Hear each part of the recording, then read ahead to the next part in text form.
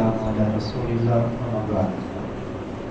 باب حسن اسلام المرء، آدمی کے اسلام کی خوبی بہتری۔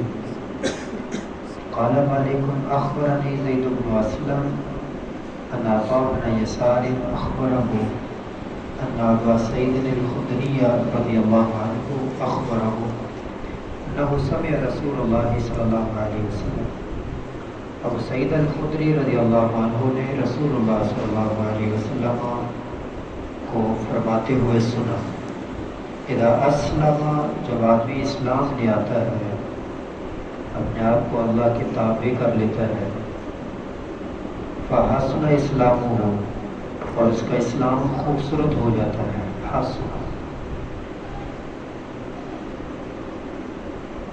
یکفر اللہ عنہ، اللہ اس سے مٹا دیتا ہے، کل سیئۃ، ہر گناہ، سارے گناہ کا نزل فہا، جو اس نے پہلے کیے تھے، تو پہلے سابقہ سارے گناہ معاف ہو جاتے ہیں اسلام لانے سے۔ وکان بعد ذلک القصاص، اور پھر اسلام لانے کے بعد جزا کا حساب ہوگا، نیکی 10 گنا ہوگی، الحسنۃ، نیکی بعشر امثالھا، 10 گنا سے لے کر الی 700 ضعف، 700 گنا تک۔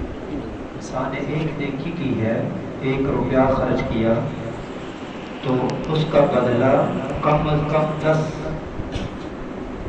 جس قدر اخلاص زیادہ ہوگا اس قدر بدلہ بڑھتا جائے گا، 10، 70، 700۔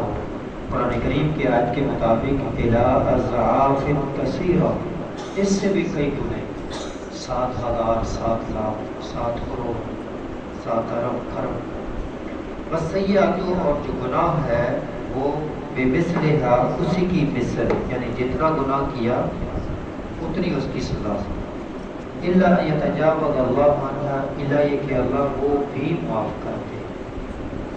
تو اللہ کریم سے دعا ہے کہ اللہ کریم ہمیں نیکیاں زیادہ سے زیادہ کرنے کی توفیق عطا فرمائے اور گناہوں سے بچا کے رکھے۔ وبالیہ الی البلاغ۔